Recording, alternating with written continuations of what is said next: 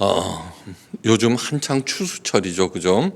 논두렁을 걷다가 가로등이 서 있는 바로 밑에 벼들이 모두 쭉정이인 것을 알았습니다. 그래서 농부 아저씨께 그 원인을 물었더니 이렇게 대답했습니다. 밤새도록 가로등이 밝히고 있기 때문이라고 하였습니다. 가로등불이 밤을 낮으로 만든 것입니다. 낮이 길면 알곡을 더 많이 맺어야 할 것 같은데 오히려 정반대였습니다. 하나님께서 낮과 밤을 만드셨습니다. 그래서 벼들도 밤에 잠을 자야 알곡을 맺을 수 있게 하셨습니다. 우리도 밤에 잠을 잘 자야 합니다. 하나님께서는 밝은 낮도 만드시고 깜깜한 밤도 만드시고 더운 여름과 추운 겨울 또 평온한 날과 바람 사나운 폭풍의 날도 만드셨습니다. 비옥한 평야도 척박한 광야도 만드시고 그 모든 것들이 가장 사랑하는 대상인 사람들을 위하여 그렇게 하신 것입니다. 왜 이런 말씀을 드리느냐 하면은 성경에 기록되어 있는 하나님의 모든 명령들은 계절을 만드시고 시간을 만드시고 낮과 밤을 만드셨듯이 만약에 그것에 순응하지 아니하면은 제대로 온전한 삶을 못 살듯이 안식일을 거룩하게 지키라는 그 계명 역시 계절과 같은 것입니다. 하나님께서 공기를 만들어 주셨습니다. 공기가 없으면 죽습니다. 안식일 또한 마찬가지입니다. 더러운 공기, 탁한 공기를 마시면 병이 듭니다. 그것처럼 안식일을 올바로 지키지 못하면은 우리 영혼과 육체 모두 우리의 삶이 망가져 버린다는 것입니다. 깊이 생각하십시오. 예수님께서는 이 땅에 오신 이유가 우리들로 하여금 생명을 얻고 그 생명이 더욱 풍성하게 만드시기 위해서 이 땅에 오셨습니다. 성경에 기록되어 있는 모든 계명들 또한 동일한 목적에서 그렇게 말씀하신 것임을 명심하셔야 합니다. 우리가 맑은 공기를 마시듯이 안식일도 하나님의 뜻에 맞게 사용할 수 있어야 합니다. 바리새인들입니다. 종교 지도자들. 예수님이 가는 곳이라면 언제나 바리새인들과 서기관들이 따라 붙었습니다. 그 목적은 은혜를 받기 위해서가 아니라 감시하기 위해서였습니다. 그러니까 그들의 24시간은 뭐예요? 비난이나 불평으로 가득 찬 인생을 살았다는 것입니다. 한 번도 칭찬한 적이 없습니다.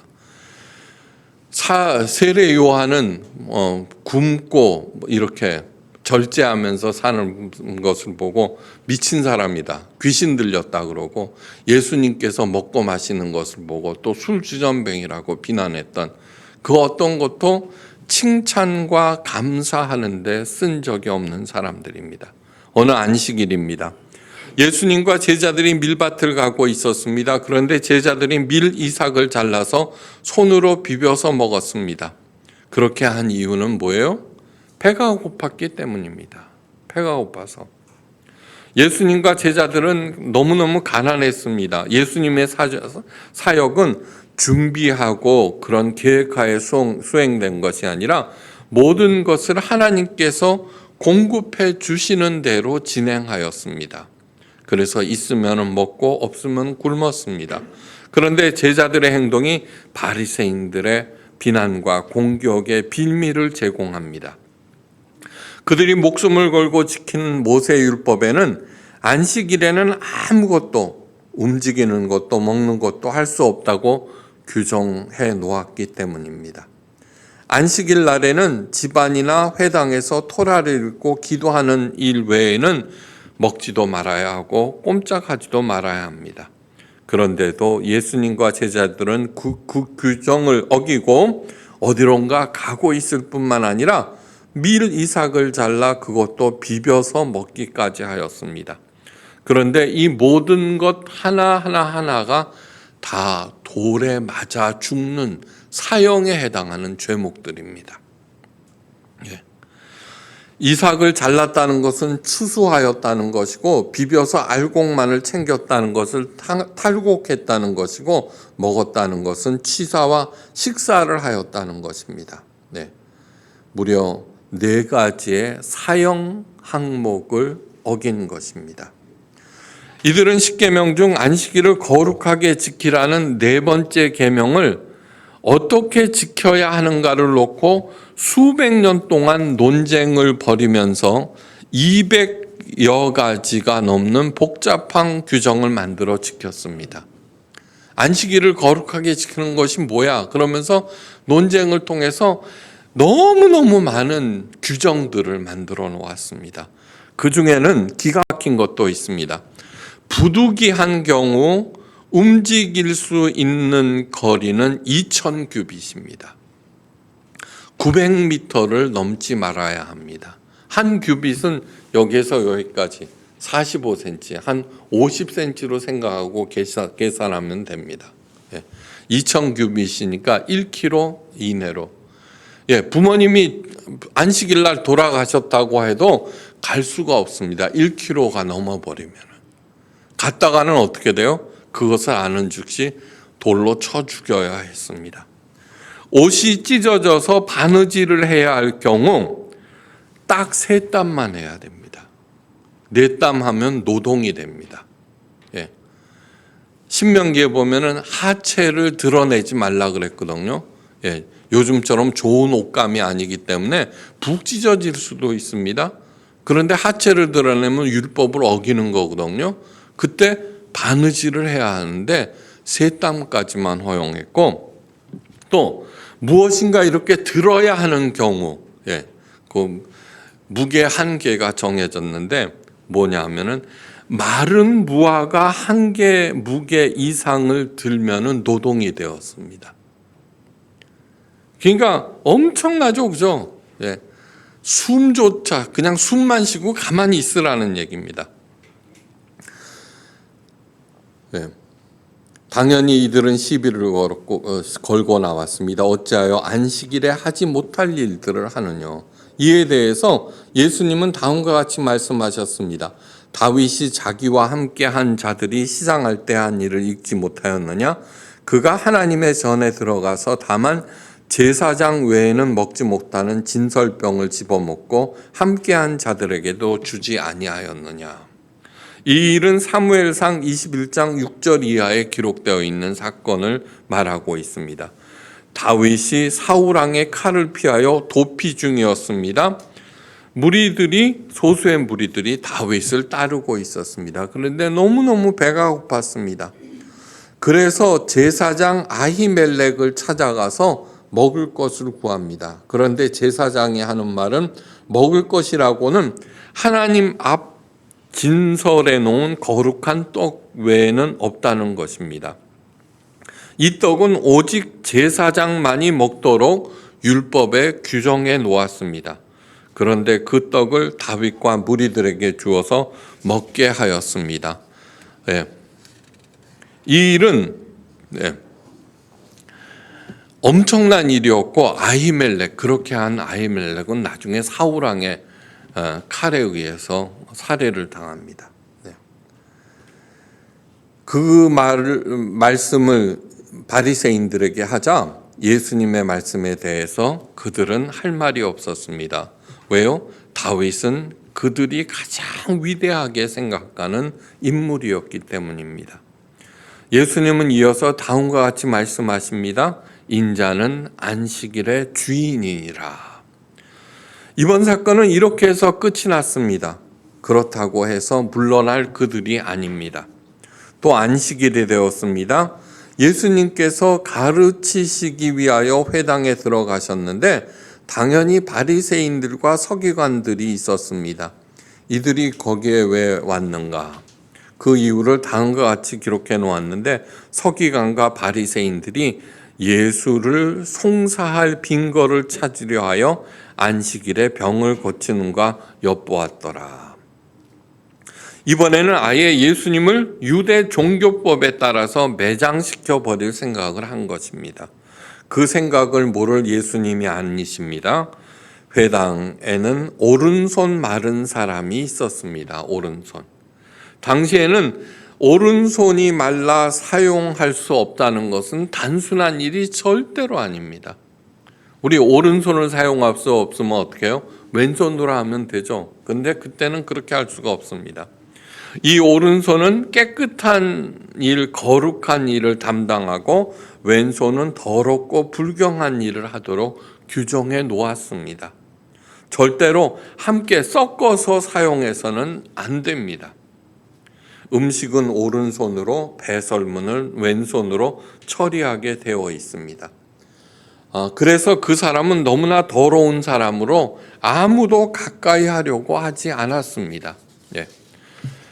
원래 사는 것이 얼마나 불편하겠습니까? 그죠? 예, 불편하겠습니까? 그런데 게다가 사람들의 질시와 비판과 소외, 예, 그런 것까지 겪으면서 살아가야 했습니다. 예수님께서 그 사람에게 말씀하십니다. 일어나 한가운데 서라. 그 사람은 무리들 가운데 섰습니다. 그리고 온 회중에 말씀하셨습니다. 내가 너희에게 묻노니 안식일에 선을 행하는 것과 악을 행하는 것, 생명을 구하는 것과 멸하는 것 어느 것이 옳으냐. 그리고는 그 사람을 향하여 명령하셨습니다. 내 손을 내밀라. 그 사람이 그 한많은 손을 조심스럽게 내밀었습니다. 예수님께서는 그 손을 고쳐주셨습니다. 그 사람의 함과 최대 난제를 풀어주신 것입니다. 그 사람은 너무너무 감격하였습니다. 사람들 또한 놀랐을 것입니다. 그리고 그 사람은 하나님께 큰 영광을 돌렸습니다. 그런데 이 은혜의 와중에 바리새인과 서기관은 어떻게 하였는가? 성경은 이렇게 전합니다. 저희는 분기가 가득하여 예수를 어떻게 처치할 것인가를 서로 의논하니라. 분기가 가득하였다는 것은 단순히 화가 났다는 얘기가 아닙니다. 분기란 헬라어로 아노이아로 모든 감각과 이성을 잃는 것을 뜻합니다. 마치 미친 원숭이처럼 되었다는 그러한 얘기입니다. 예. 그래서 아예 예수님을 없애버릴 마음을 먹게 되었습니다. 안식일에 일어난 사건들을 통해서 우리가 보아야 할 것이 있습니다. 본질을 알지 못할 때 사람들이 저지를 수 있는 일들, 수많은 규정을 정해 놓았습니다. 그리고 그 규정으로 자신들뿐만 아니라 다른 사람들까지도 올감해 버립니다. 여기서 끝나지 않습니다. 자신의 규정에 맞지 않는 사람을 감시하고 비난하고 마침내는 없애버립니다. 여러분, 하나님의 본질은 무엇인가? 예, 이것을 마음에 새기셔야 합니다. 존재하는 모든 것들은 우리 하나님께서 만드셨습니다. 수억 수만 가지 창조물 중에 그런데 하나님께서 복을 주신 것은 딱 두 가지밖에 없습니다. 딱 두 가지. 우리들은 최고의 복을 받은 걸 뭐라고 생각해요? 돈이죠. 예. 돈이 있으면은 막 귀신까지도 움직인다. 그런데 아니요. 하나님께서는 만몬신이라고 해서 돈을 만하게 근원으로 보았는데 그 모든 것 중에 딱 두 가지 복을 주셨는데 그것이 무엇이냐면 첫째, 하나님의 형상입니다. 창세기 1장 27절. 하나님이 자기 형상 곧 하나님의 형상대로 사람을 창조하시되 그들에게 복을 주시며, 네, 그들에게 복을 주시며, 네, 금광의 복을 주신 것이 아니라 하나님의 형상의 복을 주셨다는 것입니다. 하나님은 눈으로 볼 수 없는 존재입니다. 그런데 사도 바울이 말합니다. 하나님의 형상은 곧 예수님의 그리스도의 형상이다. 눈으로 볼 수 없는 하나님. 그래서 그 형상을 덧입겠다고 수천 가지의 율법을 만들어 피나게 지키고 있는데 그것이 아니야, 이 어리석은 자들아. 그러면서 예수님께서 오셔서 하나님의 형상이란 무엇인가 눈으로 보여주신 것입니다. 그러므로 하나님의 복을 받고 싶습니까? 그러면은 예수님의 형상대로 예수님께서 생각하고 예수님께서 행동하신 대로 우리도 그렇게 하면 됩니다. 그렇게 되면은 나도 모르는 사이에 하나님의 형상을 덧입게 돼. 두 번째는 안식일입니다. 엄청납니다. 창세기 2장 2절. 창세기 1장 27절에는 뭐예요? 26절까지는 온 삼라만상을 창조하신 얘기. 그리고 인간을 창조하신 다음에 하나님의 형상에 복을 주셨다. 그 다음에 창세기 2장 2절. 하나님께서 그 하시던 일을 일곱째 날에 마치시니 일곱째 날에 안식하시니라. 그러면서 하나님께서 그 일곱째 날을 복되게 하사. 이 두 구절은 무엇이냐 하면은 하나님의 형상과 안식일에 하나님의 복을 담아 놓으셨다는 것입니다. 그러니까 복되게 살고 싶죠, 그죠? 풍성하게 살고 싶죠. 그렇게 하기 위해서는 전도 봉사 헌금 열심히 하고 뭐 일천번제 드리고 그런 것이 아니라 하나님의 형상을 회복하고 안식일을 잘 지키면은 저절로 하나님의 복을 향유하게 된다는 것입니다. 자, 안식일을 잘 지키는 것이 도대체 어떻게 해야 하는 것일까? 바리새인들이 십계명을 2134개의 율법으로 만든 이유도 뭐냐 그러면 하나님의 복을 받겠다는 것이거든요. 제4계명 안식일을 거룩하게 지키라는 계명을 어떻게 하면 잘 지킬 수 있는가? 200여 가지의 율법으로 만든 이유도 뭐예요? 안식일을 잘 지켜서 내가 복 받겠다는 것입니다. 그런데 만약에 그들이 옳았다고 하면은 예수님께서 오셔서 참 잘했다, 수고했다라고 말씀하실 텐데 아니에요. 왜 예수님께서 십자가에 못 박혀 돌아가셨는가? 바리새인들이 정한 율법을 사사건건 어겼기 때문입니다. 마가복음 2장 27절에 너무너무 중요한 말씀이 있습니다. 안식일이 사람을 위하여 있는 것이요 사람이 안식일을 위하여 있는 것이 아니니라. 예수님께서 자신을 가리켜서 안식일의 주인이다라고 말씀하신 이유는 뭐냐 그러면 사람이 내가 안식일의 주인이네.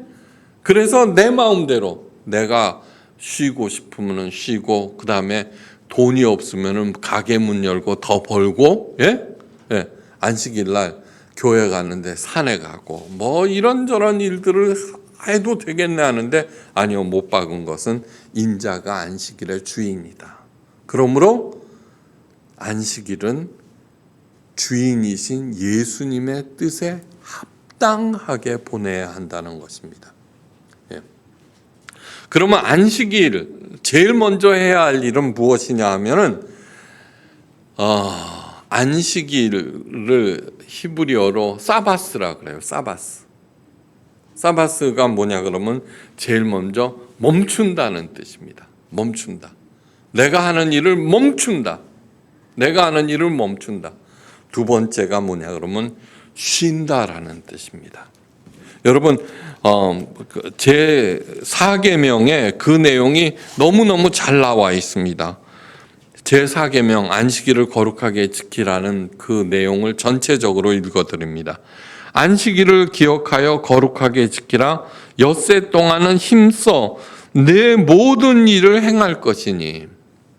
일주일 6일 동안은 나와 내 가족을 위해서 내 회사를 위해서 열심히 일하라는 것입니다. 돈 열심히 벌고 그렇게 하라는 것.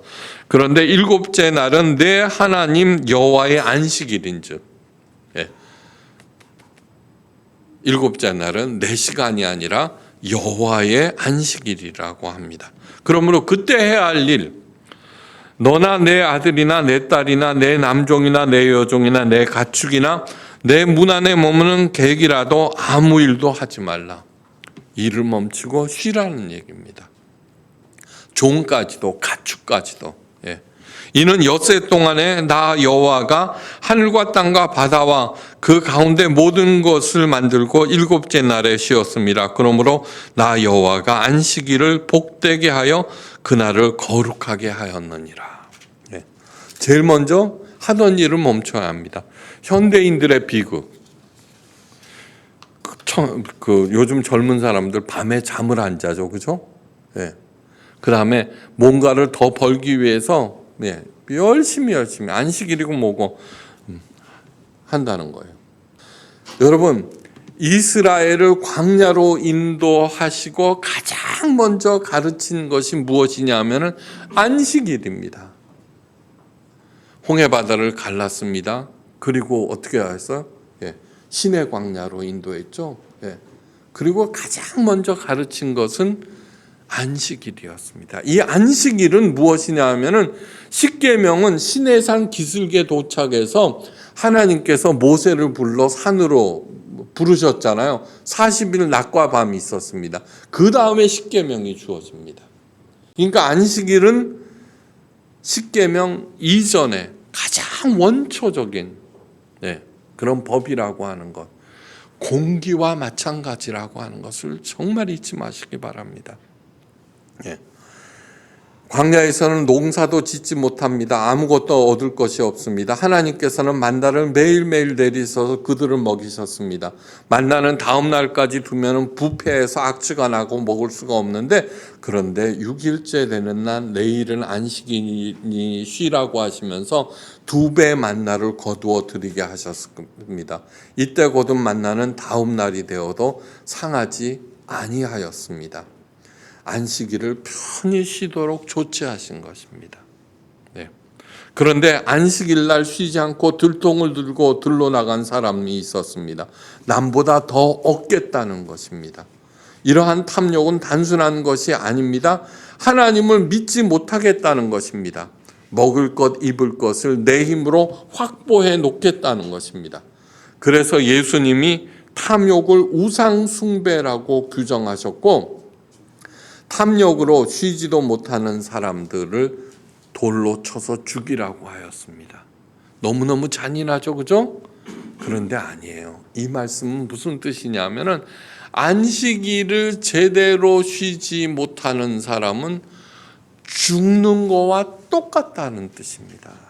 애는 애대로 쓰면서 안식은 누리지도 못하면서 죄만 쌓아놓는 그러한 일들을 범하는 것이다라는 뜻입니다.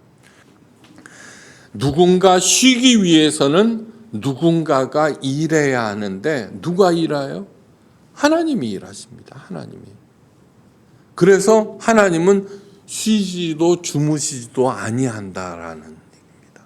우리 주 예수 그리스도의 은혜를 너희가 알거니와 부요하신 이로서 너희를 위하여 가난하게 되심은 그의 가난함으로 말미암아 우리를 부요케 하려 하심이니라. 오늘도 하나님께서 일하심을 믿고 그 열심히 일하시는 하나님께서 언제나 우리들에게 풍성하게 공급하심을 믿고 일단 모든 마음의 짐을 내려놓으시고 쉬기 바랍니다. 그래서 주일날마다 찾아오는 그 안식이 하늘나라에까지 이어지도록 저도 최선을 다해서 하나님의 마음을 읽어드릴 테니까 거기에 반응하면서 가뜩이나 살기 어려운 이 세상 편히 행복하게 차근차근 사시다가 30배, 60배, 100배의 결실을 맺으시기를 주의 이름으로 간절히 축원합니다.